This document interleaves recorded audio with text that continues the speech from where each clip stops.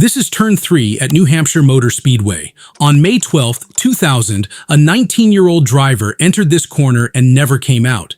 8 weeks later, to the exact day, a second driver entered the same corner. He didn't come out either. Same corner, same cause, same result. And the question NASCAR could not answer was whether they could have stopped the second one. New Hampshire Motor Speedway is a 1-mile flat track. Flat matters more than most people realize. At Daytona, the banking in the turns is 31 degrees. At Talladega, 33. That banking holds the car into the corner. Gravity assists the driver. The car wants to follow the curve. New Hampshire in 2000, 2 degrees. Almost completely flat. There is nothing helping you. The car fights the corner on its own. The driver is braking harder, steering more actively, carrying more responsibility through every lap. The backstretch feeds directly into turn 3. Drivers come down it at between 130 and 170 miles per hour. There is a bump at the end of that straight, at 150 miles per hour. Most drivers knew it was there and were prepared for it. But the bump used up the margin. And in New Hampshire, the margin was already thin. Mark Martin described it plainly after the second death. This racetrack and Martinsville are a particular danger to stuck throttles because the corners are so sharp. At a lot of the bigger racetracks with sweeping corners, you have a chance to do something about stuck throttles. A stuck throttle, a hung throttle, is the specific mechanical failure that matters here. In a 2000-era NASCAR stock car, a cable connects the accelerator pedal to the engine. Press the pedal. The cable pulls the throttle open. Power increases. Release it. A spring closes the throttle. Power drops. When the throttle hangs, the spring fails to close it. The engine stays at full power regardless of what the driver does with his foot. The brakes can fight the engine, but not at 150 miles per hour entering a flat, sharp corner with a concrete wall directly ahead. The decision window in turn 3 at that speed is less than 1 second. Dale Jarrett. A hung throttle and fire are the worst things that can happen to a driver. The wall itself was concrete, no energy-absorbing barrier in 2000. A NASCAR stock car at 3,400 pounds hitting that wall at 150 miles per hour, the force is equivalent to falling from a 6-story building. On that deceleration, the driver's head snaps forward. The skull base absorbs a load it cannot survive. A device existed that could prevent that. The HANDS, Head and Neck Support System. Dr. Robert Hubbard built it in 1986 after watching a friend die in exactly this kind of crash. He had been selling it to drivers since 1991. In May 2000, a handful of NASCAR drivers wore it voluntarily.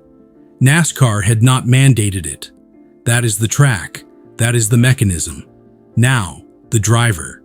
Before Adam Petty takes his car out, you need to understand the world he was racing in, because the tools that could have saved him existed. And the reason they weren't in his car was not ignorance, it was culture. Dale Earnhardt was the greatest driver of his generation. 7 championships, the Intimidator. He had walked away from crashes that should have ended careers and seemed, in the mythology of the sport, genuinely immune to harm. He hated the HANDS device. He hated full-face helmets. He ran a seat essentially unchanged from the 1960s. Bill Simpson, one of the most respected figures in racing safety, had personally made Earnhardt a custom full-face helmet and brought it to a Daytona test session. He swore me to secrecy. I made a full-face helmet for him, specifically for Dale, and I took it down there. I said, "Do me a favor, would you please just put the son of a on for a couple of laps?" Earnhardt put it on, went out. On the second lap, the window net came down and the helmet came flying out of the car at 180 miles per hour. He came back in. Simpson asked. He didn't want to wear one. Sometime in the summer of 2000, Earnhardt spoke to journalists gathered in the garage. What came out of that conversation became one of the most infamous quotes in NASCAR history. "You know what I think of all those drivers who think racing is too dangerous? I think they all ought to tie a kerosene rag around their ankles so the ants don't crawl up their legs and chew their candy asses off." His fans loved it. The Earnhardt brand, fearless, untouchable, larger than life. What it also did was send a message to every driver who wanted to push for safety. Speak up, and Earnhardt calls you soft. Brett Bodine had come up through the modified ranks. A world where at the annual drivers' meeting you quietly noted who might not be there next year. He arrived in the Winston Cup, ran 202 miles per hour at Talladega in a seat with almost no lateral support, and was genuinely shocked. He started wearing the hands device, showed up at Pocono with it on. Earnhardt saw it. "What are you, some kind of... What do you need that thing for? You can't see that. You can't turn your head." Bodine. "Dale, we all need to look into this." That was the garage. That was the culture. Earnhardt had the power to make any driver who pushed for change feel small for doing it. That is the world Adam Petty drove into on May 12, 2000. There are families in sports whose names carry weight before a child can walk. Lee Petty, great-grandfather, one of the founding drivers of Nascar. Richard Petty, the king, 200 career victories, 7 championships, 7 Daytona, 500 wins. Kyle Petty, Richard's son, followed him onto the track. And then there was Adam. Adam Kyler Petty was born in 1980. By every account, he was the first fourth-generation athlete in the history of American professional sport. Not just NASCAR, all professional sports. His father Kyle described him. He was just a kid, full of personality, full of life, always smiling, always joking, always with a big thing of bubble gum in his mouth. He was always blowing bubbles. The talent was real. The personality was real. Those who covered the sport described him as the future of Petty Enterprises, someone who could race like Richard and speak like Kyle. In 1998, at 18, he became the youngest superspeedway winner in ARCA history.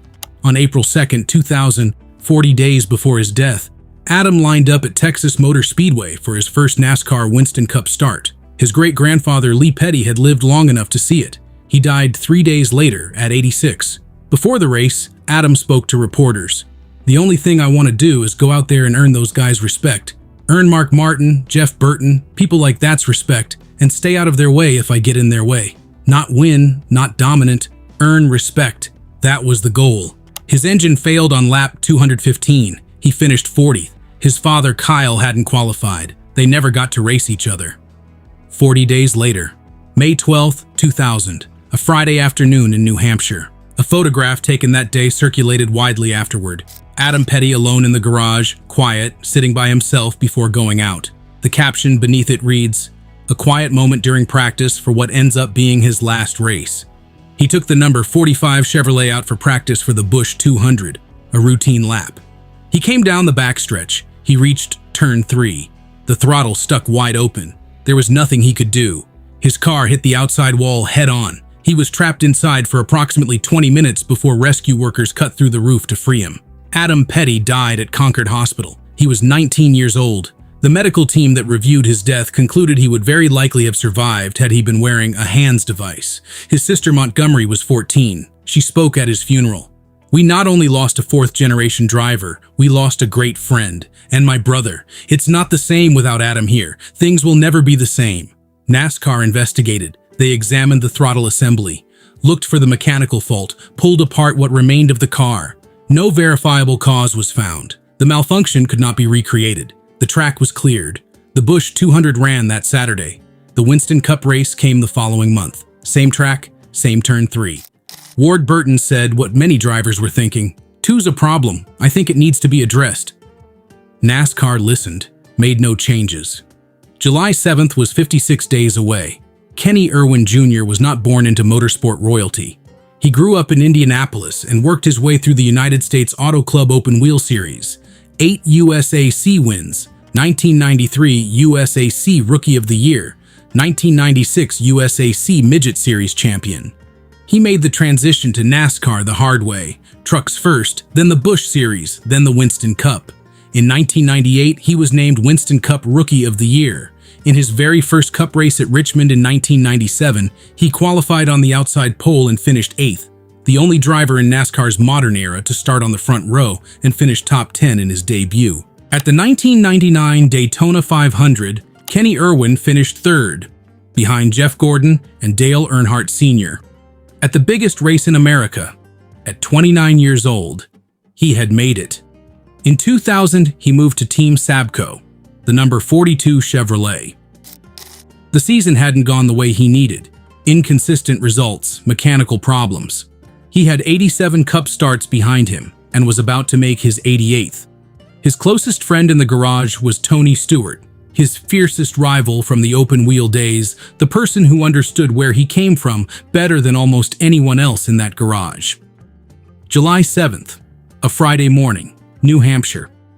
Exactly 8 weeks to the day since Adam Petty died at this same track, Kenny Irwin took the number 42 Chevrolet out for practice for the ThatLook.com 300. He came down the backstretch. He reached turn 3. The throttle stuck. At approximately 150 miles per hour, his car hit the outside wall head-on. The car flipped onto its side. Brett Bodine was on track. He watched it happen and told CNN the car slid along its side for a long distance before rolling onto its roof. Kenny Irwin Jr. died of a basilar skull fracture. The same injury, the same corner, the same cause. He was 30 years old. His death was not announced publicly until nearly 4 hours after the crash. The practice session that had been running when Kenny Irwin hit the wall continued. On the day Kenny Irwin died, qualifying continued. Rusty Wallace won the pole at a record 132.089 miles per hour. He spoke quietly to reporters afterward. These are the days that make you really sit back and look at yourself in the mirror and ask, why do I do this? He was asked why the schedule had continued. I didn't really know why we had to go on today, but then again, it's something we've always done. Tony Stewart asked the media to leave him alone to grieve. Then he quietly gave his private plane to get Kenny Irwin's family to New Hampshire. Richard Petty, Adam's grandfather, the king himself, was at the track. He was asked about the 2 deaths at the same corner. He said it was a coincidence. Those things are circumstances beyond human control. There ain't nothing the matter with the racetrack. It's circumstances with the way you stop that thing so quick. Your body just can't stand it. Rick Mast had heard an unnamed NASCAR official express concern about the cleanup time if foam blocks were placed in turn 3 as a temporary barrier. Mast's response: go over there and tell Kenny Irwin's mom and dad that right now and see what they say about it, or come talk to my family if I was to get killed. That's horseshit. 2 days after Kenny Irwin died, Tony Stewart won the ThatLook.com 300 at New Hampshire Motor Speedway. He donated the trophy to Kenny Irwin's parents. And then the garage said what it had been holding back for months. Ricky Craven had crashed hard at Texas in 1997. Severe head injuries, double vision, a career nearly ended. By 2000, he was still trying to prove he could still drive at the Cup level. He had wanted to speak about safety for a long time. He hadn't been able to bring himself to do it. I felt there would be a perception that if I choose to champion safety over performance, safety over desire, safety over being a Cup winner, then owners would look past me. I didn't want to be a spokesperson for safety. I wanted to win a Cup race. Jeff Burton had won 6 Winston Cup races in 1999.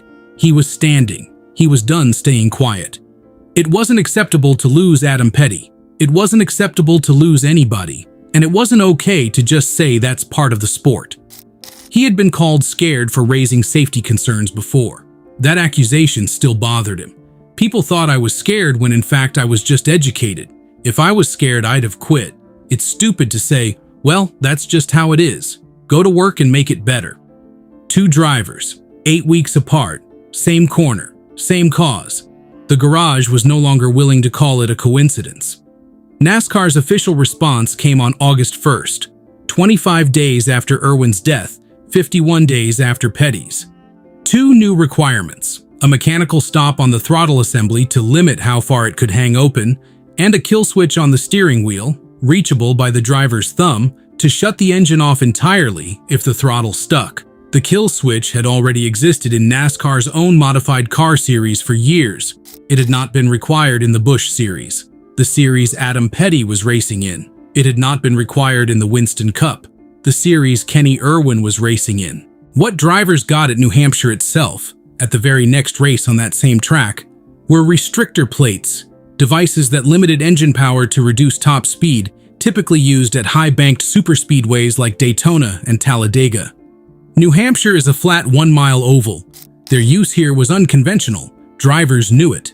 The reasoning: lower speeds mean lower impact forces if another throttle failure occurred. Jeff Burton led all 300 laps of that race. During the race, as Earnhardt tried to avoid going a lap down, he made contact with Burton no fewer than 3 times, once under caution. Whether that was frustration or a message, nobody could say. Earnhardt had less than 5 months to live.